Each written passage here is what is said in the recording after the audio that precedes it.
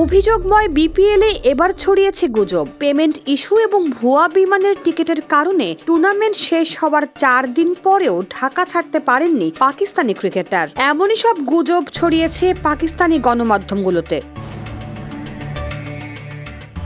BPL শেষ, তবে থামছেই না এর আলোচনা সমালোচনা। যেই পেমেন্ট ইস্যু নিয়ে সরগরম ছিল পুরো আসর, সেই পেমেন্ট ইস্যুরই আরেক শিকার চিটাগং কিংসের খাজা নাফে।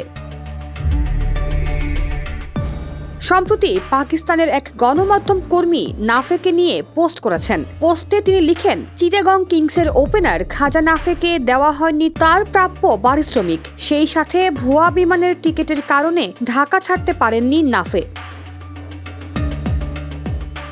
তবে এই বিষয় নিয়ে মুখ খুলেছেন নাফে। তিনি জানান, সম্প্রতি তাকে নিয়ে হওয়া সংবাদটি সম্পূর্ণ ভুয়া। কেন এমন ফেক নিউজ করা হয়েছে তিনি জানেন না।